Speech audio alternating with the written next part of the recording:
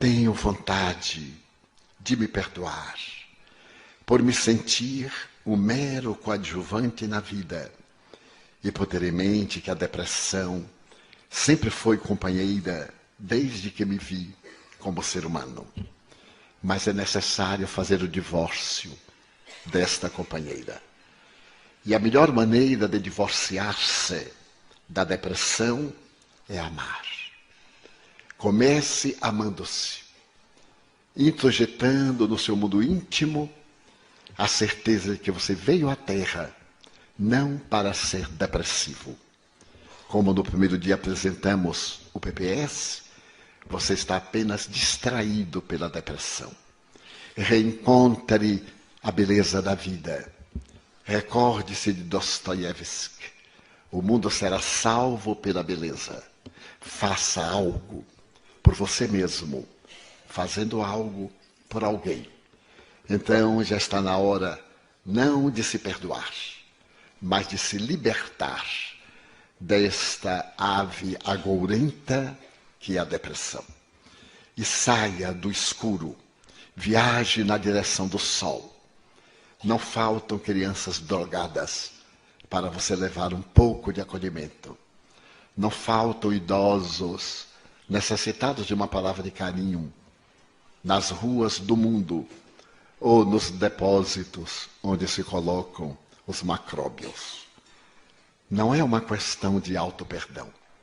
Você necessita somente de coragem para, quando sair daqui, dizer: quando eu era depressivo. Porque a depressão tem muito a ver com o histórico da nossa existência passada. E esta é a existência da libertação para o futuro. Levante-se, pois, sorria e leve com você a certeza de que Deus nos deseja para a plenitude. A depressão, o transtorno do pânico ou qualquer outro desses fenômenos desequilibradores não passam de acidentes em nossa jornada evolutiva.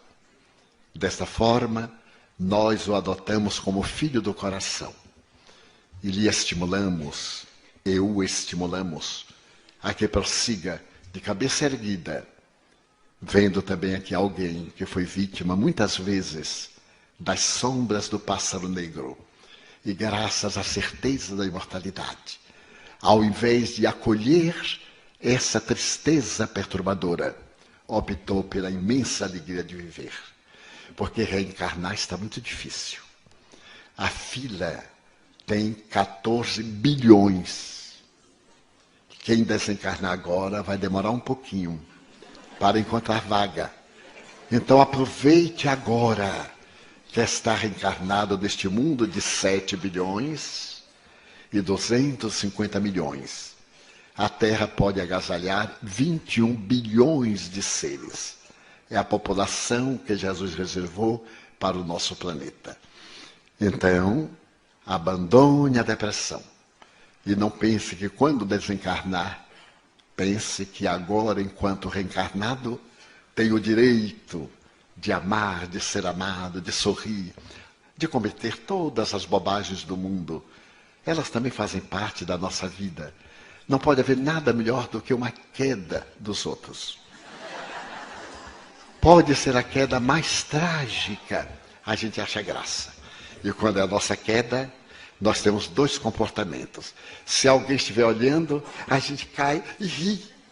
Mas se não tiver, fala, que desgraça.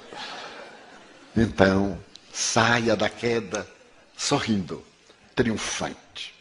Seja um vencedor e não um vencido. Como o Espiritismo vê e explica o autismo e como podemos ajudar os autistas? O Espiritismo elucida que o autismo, genericamente, como os transtornos esquizofrênicos, as degenerescências nervosas, as anomalias fisiológicas, a anencefalia, a ausência de cérebro, a hidropsia e outros tantos processos dessa natureza são frutos da reencarnação. Em alguns desses casos, a pessoa vem com as marcas do suicídio que praticou na existência passada. Imaginemos que eu aplico um tiro na minha cabeça. Eu destruo o corpo e perturbo o perispírito, o corpo astral. Quando eu me vou reencarnar, esse perispírito, esse modelo organizador biológico, vai plasmar um cérebro deficiente. Se eu dou um tiro no coração, eu me reencarno com uma problemática cardiológica. Se eu aspiro um tóxico, eu então reencarno com problema digestivo ou pulmonar. De acordo com o tipo do meu suicídio, eu gero uma problemática muito grave. E os pais? Foram pessoas indiretamente envolvidas naquele drama. Imaginemos. Eu sou uma pessoa de pele branca e quero casar-me com alguém de pele negra, marrom, amarela. E os pais impedem, como era comum no passado. Não tendo resistências morais, eu opto pelo suicídio. A decisão é minha, mas os fatores que contribuíram foram dos meus pais. Eu reencarno na mesma família para juntos resgatarmos, eles a intolerância e eu a imprevidência. No caso do autismo, falando em tese, normalmente o autista de hoje é um suicida de ontem. Ele reencarna com limitações. Quer fazer? Amar. Porque ele tem limite, mas ele tem um cérebro perfeito e tem um tipo de raciocínio lógico. A cinematografia internacional tem apresentado películas de grandes autistas que são verdadeiros gênios. E os americanos têm narrado vidas de pessoas absolutamente destituídas de parte do cérebro e que são grandes gênios. Eles até denominam como gênios deformados. Então, aqueles que convivem com autistas, tratá-los naturalmente, com muito carinho. Se eles estiverem na fase agressiva, porque às vezes é um autista agressivo, é necessário a medicação para acalmar o sistema nervoso. Mas se não for um tipo agressivo, for um tipo introspectivo, trabalhar para que ele saia daquele mutismo, daquele silêncio. E isso nós conseguimos com resultados expressivos. Como podemos ajudar aqueles que desencarnaram por opção própria e não se querem, não se dão conta do que aconteceu com eles? São suicidas. Poderemos ajudá-los orando por eles. Porque o suicídio é um dos crimes mais cruéis que nós cometemos. Primeiro, é um ato covarde. Depois, é um ato de ingratidão. A pessoa tem um namorado, uma namorada que larga e se mata. E aqueles que o amam? Então a pessoa é sumamente egoísta. Porque com seu ato vai ferir os que ficaram. É um ato de terrível rebeldia e de ingratidão. Então, se eu tenho uma decepção, eu tenho que lutar para vencer a decepção. E não destruir o corpo, porque a decepção continua. E eu vou magoar todos aqueles que me amam, que confiam em mim. Então, o suicida sofre muito. Primeiro, despertam, não morreram, não se viram livres do problema. E adicionam a forma como se suicidaram aos dramas morais que carregavam. Vamos supor que eu me atire sobre as rodas de um trem. Há o esmagamento, a morte física. E durante anos, aqueles anos que eu deveria viver normalmente, eu irei experimentar a tragédia do trem esmigalhando o meu corpo. Porque as sensações permanecem no espírito. O corpo imprime no espírito as suas necessidades. O espírito imprime no corpo as suas necessidades. É, portanto, como uma cãibra. Colocamos numa postura, quando tiramos, a circulação é deficiente, por causa do hábito. Então, nós podemos ajudar os suicidas orando, tendo sentimento de compaixão, falando-lhes mentalmente sobre o arrependimento, sobre a misericórdia de Deus, as futuras possibilidades. Mas ele é que tem que se ajudar. Com o arrependimento e o pedido de perdão, nos é retirada a pena ou continuamos com o efeito da lei de causa e reação? No livro de Allan Kardec, O Céu e o Inferno, capítulo número 7, há uma página extraordinária que se chama Código Penal da Vida Futura. São 34 itens que dariam para um verdadeiro tratado de jurisprudência ou de direito internacional. E Allan Kardec considera exatamente essa questão. Ele diz, por exemplo, todos nós erramos. Quando nos damos conta, nós nos arrependemos. Passamos pelo primeiro estágio. Ao nos arrependermos, nós sofremos expiação. Mas isso não basta. Depois que nós nos arrependemos, então o que fazemos? Pedimos desculpas. Mas isso não basta. É necessário anular o mal que nós fizemos, através do bem que possamos fazer. Então, eu ofendi alguém e peço-lhe desculpas.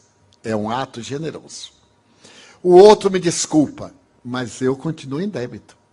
Eu tenho que fazer um bem para que anule o mal que eu fiz. Eu vou ao banco e peço um empréstimo. Então, na hora de pagar, eu não posso. Eu digo, gerente, tenha paciência, me desculpa. Ele desculpa, mas eu continuo devendo. Eu só me reabilito quando cessar o meu débito. Então, o que posso fazer? Eu digo ao gerente, eu devo $1.000. Você empresta-me 3.000, eu resgato os 1.000 que devia, fico com 2.000 que eu vou investir e pagarei os 3.000 oportunamente. Se ele for um gerente hábil, ele concorda, porque dá uma outra oportunidade. Então eu faço mal, arrependo-me, procuro reabilitar-me. Se o outro me perdoar, ótimo para ele. Eu continuo devendo. Se não me perdoar, pior para ele, que passa a ser devedor. Porque é da lei. Nós temos o dever de perdoar o nosso próximo.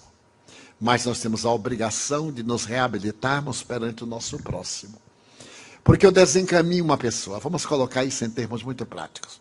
O homem seduz uma jovem e atira na prostituição. Ele se arrepende, mas ela continua prostituta. Todos os danos que lhe advenham, ele tem responsabilidade. Então, o que ele vai fazer? Tentar reabilitá-la. Mas ela já se acostumou, não quer. Agora o problema é dela. Ele, então, vai fazer o bem a outras pessoas para anular esse mal que fez. Então, em toda ação, é uma contabilidade. Deve haver. Devo, coloco, regularizo. É uma lei, portanto, extraordinária, porque nos dá dignidade. O inconsciente coletivo tem responsabilidade nas tragédias planetárias de maneira nenhuma. As tragédias planetárias fazem parte do processo da evolução. No Livro dos Espíritos, na terceira parte, Allan Kardec pergunta, o que pretende Deus com a destruição? E os Espíritos respondem, é necessário que tudo se destrua para poder renovar-se. E o que pretende Deus? Fomentar o progresso. Na 742, o que pretende Deus com a guerra? Por que existe a guerra? Por causa da predominância da natureza animal do indivíduo sobre a natureza espiritual e o desbordar das paixões. E o que pretende Deus com a guerra? Apressar o progresso. Porque aquele que não ouve o amor, ouvirá o sofrimento. Portanto, é uma lógica. A doutrina tem uma lógica, uma ética cartesiana, perfeitamente básica. Como interpretar a relação do Oriente contra o Ocidente? Se o homem tem o poder de destruição através das armas nucleares, mesmo assim o mundo estará protegido da destruição? De maneira nenhuma. É o quarto fator que pode haver o fim do mundo, uma guerra nuclear. Mas esta guerra nuclear, dizem os estrategistas militares, não acontecerá. Acontecerão guerras locais, porque uma guerra nuclear, o vitorioso morrerá em cima do vencido. Porque a radiação será levada pelos ventos para o mundo inteiro, e todo mundo sofrerá o efeito da desintegração nuclear. Então ninguém se atreverá, a não ser os psicopatas, a atirar uma bomba de efeito nuclear, vamos dizer, a Austrália, que é um verdadeiro continente. Vamos supor que tivesse 3 países. Atira uma bomba sobre o país X. Mas a bomba não fica somente ali. Os ventos vão levar e atinge o país que entregou. Há uma obra notável de um grande místico italiano, Pietro Baldi, A Grande Síntese. E ele diz exatamente isso. Uma terceira guerra mundial é improvável, porque o vencedor tombaria sobre o vencido. O que acontece? As grandes nações provocam guerras nos países dos outros. Vejamos a Líbia. Os Estados Unidos de um lado, a China e a Rússia do outro. A Síria. Estão brigando nos outros países. Uns protegem os revolucionários, os outros protegem o ditador. E assim eles se liberam das armas ultrapassadas. Porque os depósitos de armas estão sempre em renovação. O que é que fazem com as armas antigas? Vão para a Colômbia, vão para os países da África, nesse comércio nefando das grandes nações, protetoras da paz e fomentadoras da guerra. Então nós vimos, com todo respeito, não é nossa área política, mas uma análise. Nós vimos os Estados Unidos querer implantar a democracia no Oriente. É um sonho. Uma cultura de 5.000 anos, como era a antiga Pérsia, hoje o Irã. Uma cultura como a do Iraque, 5.000 anos. A antiga Babilônia, a antiga Síria. Não pode ter liberdade democrática por causa das ditaduras multimilenares. E depois, vocês estão obrigados a ser, a partir de agora, democrata. Mas se a democracia é a liberdade de escolha, como é que eu posso obrigar a pessoa a ser livre? Em verdade, não era nada disso. Não havia armas nucleares de extinção coletiva, como ficou provado. Era interesse do petróleo. As guerras, como agora no Afeganistão e etc., com todo o respeito, são de interesses econômicos. O que é que prevê a cultura moderna? É que no ano 2025 é provável que haja uma grande guerra. Não por causa do petróleo, por causa de água potável. A dessalinização ainda não é suficiente para transformar a água do mar em água potável. Dubai, Abu Dhabi e outros já conseguem um pouco, mas não é suficiente. Então é necessário que nós economizemos água. Estamos sendo advertidos pelo ecossistema porque 3/4 partes do mundo são aquosas, mas não água potável. No nordeste do Brasil tem o maior lençol de águas do mundo, salobra. Portanto, é mesmo que não ter. Dessa forma, a relação do Oriente com o Ocidente vem desde a Idade Média. A grande responsabilidade é das cruzadas, o ódio ainda é das cruzadas. Quando os europeus foram defender a sepultura de Jesus, que era vazia, defender um túmulo que não tinha nada. Será que eles foram defender o túmulo contra Saladino e outros? Ou foram furtar os tesouros orientais? Então eles vieram para o Oriente, trouxeram as terríveis enfermidades do Ocidente. E levaram a sífilis, a gripe, a tuberculose, que não eram doenças do Ocidente. O tracoma, que é uma doença típica do deserto, nós pegamos durante as cruzadas. O próprio Francisco de Assis, quando ele veio, ele pegou o tracoma, graças à ardência do sol no Egito. Segundo estatística, por ano, 2 milhões de pessoas dessas áreas contraem o tracoma. É uma doença que cega. A cura é remota. Então, essa relação, esse ódio é milenar. É uma suspeita milenar. Mas numa nova era, quando nós demonstrarmos os nossos sentimentos, que não há Oriente, não há Ocidente, que tanto Maomé como Jesus são missionários de Deus, como Buda e como tantos outros, Akhenaton, Confúcio, e tantos outros missionários, o que importa é Deus, é o amor. Então desaparecem as nossas paixões e Oriente e Ocidente se darão as mãos. Evoluímos nas duas dimensões da vida. Necessariamente temos que saldar os débitos terrenos enquanto encarnados. Também encarnados podemos saldá-los no plano espiritual? Não. Nosso resgate é na Terra. Porque foi aqui que nós cometemos os delitos. No mundo espiritual, nós formulamos planos, adquirimos recursos, mas temos que reencarnar para passar pela experiência de laboratório, porque senão ficaria muito cômodo. Nós cometemos o crime aqui, desencarnamos e fora da matéria, em outras condições, nos liberávamos. Daí, aquilo que nós praticamos no corpo físico nós resgatamos. Estamos entrando em uma nova era, uma era de crianças mais desenvolvidas que a nossa, e que com certeza nos trarão ou ajudarão a um planeta melhor. Por isso muitas crianças estão vindo. O que acontece então com as crianças que vêm, mas não chegam a nascer? Desencarnam. Não acontece nada. Vão e voltam. Porque não é obrigado que toda criança nasça. Há uma série de fatores. O espírito arrepende-se, como está no livro dos Espíritos. Vem a gestação, o espírito escolhe uma prova. Quando chega na hora tem medo, ele então retrocede e vem o aborto natural. Pode vir uma criança que desencarnou pelo suicídio e então nasce e tem uma morte imediata. Volta para o mundo espiritual. Mas reencarnará oportunamente. E isso será inevitável. Podemos dizer que todas as crianças que estão encarnando são espíritos mais evoluídos que nós, que já estamos aqui? Não necessariamente. Ainda vem aí uma ralé muito boa para nos ajudar. Porque Deus é amor.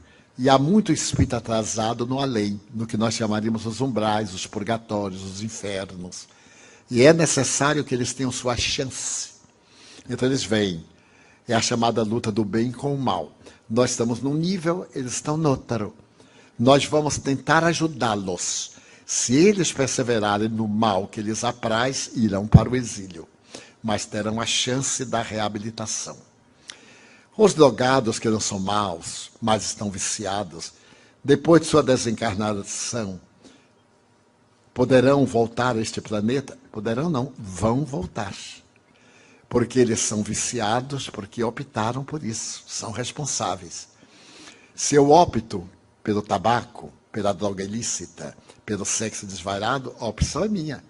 Eu fico viciado depois que comecei. Eu não nasço viciado. Então eu tive a opção de ser ou não ser. E ainda tenho a opção de mudar. É só querer. Mas como me é muito mais cômodo viver no transe, na alucinação, no êxtase, então eu opto. Eu reencarno na próxima, com graves distúrbios do sistema nervoso central, com graves conflitos da personalidade, com vazio existencial, com dramas de consciência, porque eu usei mal a minha inteligência. A inteligência é para usar para o bem, não para o prazer exclusivamente. Porque o prazer é sensorial. O bem é emocional. Então eu ouço uma boa música, eu me deleito. Mas eu quero ter o prazer do orgasmo. Eu tenho que ter a coabitação. Posso e devo ter. Mas a forma que eu usar a outra pessoa, eu gero karma. Se eu uso a pessoa com meu egoísmo e abandono, o que lhe acontecer a partir de agora, eu sou o responsável. Não é apenas usar e dar uma de que não tem nenhuma responsabilidade.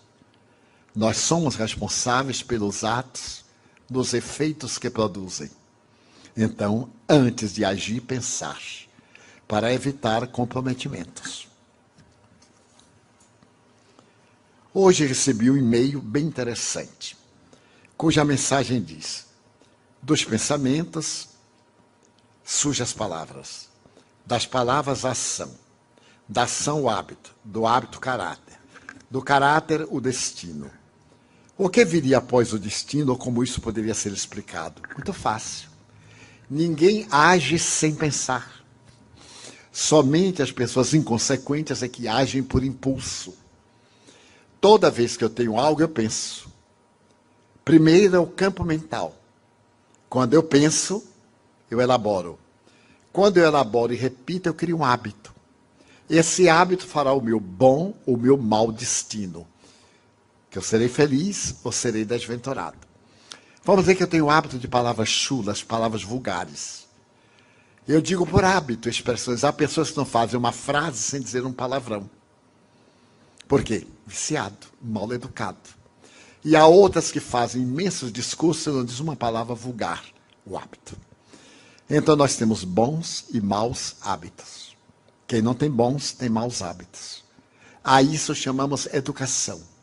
Criar hábitos saudáveis. Então é uma pessoa educada. Quem tem hábitos doentios é uma pessoa deseducada. Então qual é o destino?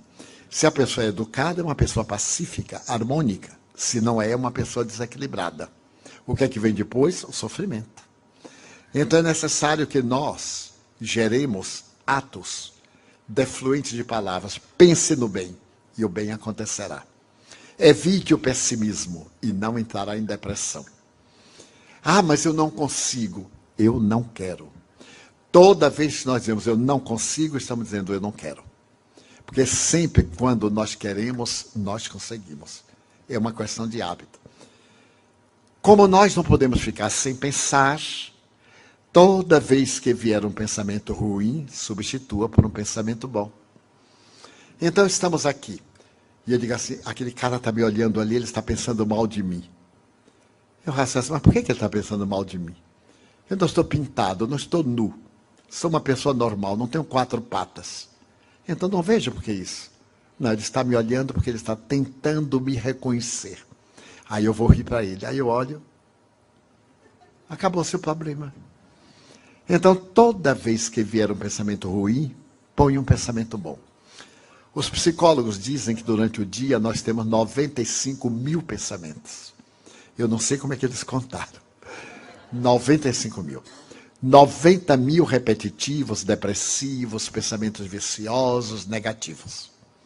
E isso nas pessoas normais. Nos anormais, 95 mil pessimistas. Temos aí uns 3 mil pensamentos mais ou menos.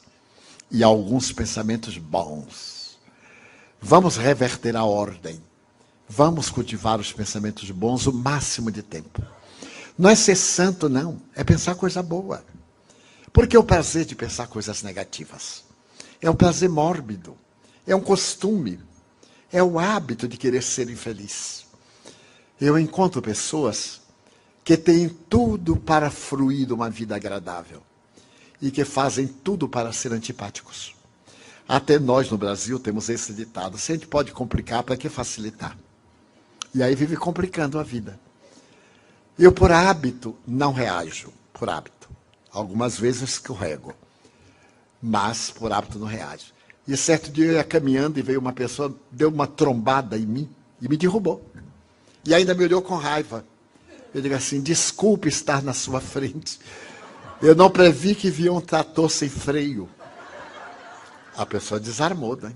Porque me derruba e ainda tem razão. Desculpe eu estar na sua frente. Se eu tivesse previsto, eu deixava o trator passar. E como eu disse em palestra anterior, quando me pisaram no pé aquela montanha, eu digo, não está sentindo uma coisinha fofa embaixo do seu pé? Ah, estou. É meu pé. Tire a sua pata de elefante. Aí eu dei uma patadinha. Tire a sua pata de elefante de cima do meu pé. Então, é sempre bom cultivarmos pensamentos bons. Ah, mas eu não tenho jeito. Leia. Tem ali o livro Vida Feliz. Não é propaganda, não. É anúncio. Como eu tenho um amigo que trabalha com imobiliária, né? Então eu já peguei o hábito de vender. Leia uma frase. E durante o dia pense nessa frase. Abra o Evangelho segundo o Espiritismo. Se não é espírita, abra o Imitação de Cristo, que é uma obra da Idade Média, uma obra notável, de Tomás de Kempis. Leia uma frase e durante o dia pense naquela frase. Eu diariamente leio uma questão do Livro dos Espíritos de Allan Kardec. Há 58 anos que eu leio todo dia. Hoje, com o iPad, eu acho chiquérrimo, né? Então é só... Aí eu olho. E durante o dia eu fico pensando. Vem uma coisa, vem outra, eu volto. Então não há tempo para me aborrecer. Se a coisa me aborrece, eu digo, estou perdendo meu tempo. Aí eu volto o pensamento. Porque o fato de ficar aborrecido não resolve o problema, piora. Então aconteceu o problema, eu digo, deixa para lá, vai resolver. E daí a pouco ele se resolve. Então é muito fácil encontrar a nossa plenitude. é somente buscar. É possível passar uma encarnação com obsessão sem saber e saber somente quando passamos para o outro lado? É sim. Há muito mais gente obsidiada do que pensa. Porque nós vivemos num mundo de vibrações. Os semelhantes se atraem, os contrários se afastam. É uma lei da física. Todo semelhante se atrai. Vivemos em sintonia. Se eu tenho uma vida depravada, eu vivo cercado de espíritos vulgares, então eu sou um obsidiado. Se eu tenho uma vida saudável, eu sou inspirado por espíritos bons, então eu sou um inspirado. Estamos sempre assessorados pelos espíritos. Mas não é tese do espiritismo, não. É o apóstolo Paulo que diz: há uma nuvem de testemunhas. Essa nuvem é de desencarnados. Muitas vezes a pessoa é vítima de temperamento hostil, temperamento rebelde, reações contínuas, ressentimentos, ciúmes desordenados, paixões, e são influenciadas por espíritos maus que se comprazem na prática do mal. O que fazer? Ore mais. Medite um pouco. O dia tem 24 horas. 10 minutos para você, o você interno, 10 minutos. Ah, eu não tenho tempo durante o banho. Já que está ali tomando banho mesmo, fico pensando na coisa boa. Durante a hora que faz a barba, ou que cultiva a barba, que penteia o cabelo, ou que não penteia o cabelo. Sissi, a imperatriz da Áustria, que é tão bela, demorava 3 horas sendo penteada. As amas penteavam-na para botar joias 3 horas. E ela era uma jovem tão inteligente, era a imperatriz da Áustria, aproveitava essas 3 horas do penteado para aprender francês. Então a mestra de francês ficava dialogando com ela, enquanto as amas penteavam-na. Então ela fazia 2 coisas de uma mesma forma. Nós poderemos ganhar o tempo. Enquanto fazemos a barba, pensamos numa coisa boa. Planejamos o nosso dia. Enquanto penteamos, imaginou o tempo que a mulher perde ou ganha despenteando o cabelo. Eu tenho um caso muito interessante. Aconteceu em Hollywood. A moça ia ter um casamento e deixou para pentear o cabelo no sábado pela manhã, porque o casamento era tarde. Mas no sábado pela manhã, todas as mulheres vão ao salão, porque sábado à tarde tem que estar bonita para de noite, para domingo e etc. E então ela vai a um salão, não encontra vaga, vai a outro, não encontra vaga, e chegou em casa descabelada. O marido disse: nossa, ficou bonita, quem foi que penteou? Então imagine quantas horas nós gastamos, às vezes, sem pensar em nada. O que é que está pensando? Nada. Pense numa coisa boa, preencha a hora. Quais os pontos fundamentais para enfrentar melhor nossa solidão neste plano? A melhor técnica é ajudar o outro. Se você é solitário, torne-se solidário. Quem é solidário não vive solitário. Se eu estou na solidão, eu vou visitar um asilo de velhos. E aí vou ouvir o velho contar pela 1000ª vez aquela mesma coisa. Porque quem não morrer vai ficar velho. Esta é a vingança dos velhos. Quando alguém diz assim: puxa, o senhor viveu muito. Então eles dão um riso e dizem: pois é, eu já cheguei até aqui, você eu não sei se chega. Olha a vingança. Então, a família jogou lá para se ver livre. Ninguém faz ideia de quanto é bom visitar um idoso. Ele contar as mesmas coisas, queixar do filho. E a gente diz assim: mas é verdade. Não discuta porque perde. É verdade. Ele se renova. E para ficar uma mensagem, 2 homens estavam no mesmo quarto. Eram 2 doentes com graves problemas ortopédicos. Um deles estava junto à janela e o outro estava na outra cama, ao lado da parede. O que estava na janela olhava lá para fora e dizia: meu Deus, que lindo jardim. Olha a fonte jorrando água. As crianças brincando, as empregadas tomando conta dos bebés. Mas que lindo dia de sol. E o que estava longe: até nisso eu sou azarado. Nem vejo a paisagem. E na sucessão dos tempos, o que estava ali perto morreu. E quando vieram tirar o cadáver, o que estava do outro lado disse, ponha-me ao lado da janela. E de imediato trouxeram-no. Quando os enfermeiros saíram, ele levantou e olhou. Quando ele olhou, era um muro. Não tinha nada.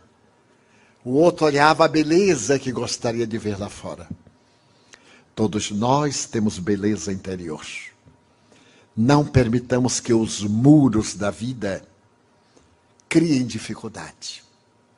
Na vida de todos nós, poderemos ser o muro que impede a passagem, ou ponte que liga a criatura de um extremo ao outro. Não pode haver nada melhor do que ser ponte, porque o mundo está cheio de muros e de paredes. Como é o nosso último encontro público, desejamos agradecer a Glória Caloroi, sua equipe, aos trabalhadores da Casa dos Franciscanos, do Joana de Cusa, agradecer a gentileza de todos que realizaram este magnífico trabalho, dos que são generosos, levando-nos, trazendo-nos, e principalmente dos senhores, sem cuja presença não teríamos oportunidade dessas reflexões. De todo o coração desejamos que algumas sementes fiquem, germinem, e quando fizer um raio de sol e der a primeira flor na primavera do mundo do futuro, lembre-se que um dia passou pelo caminho de todos os senhores uma alma aflita e necessitada que, buscando o amor, falou de beleza. Thank you very much.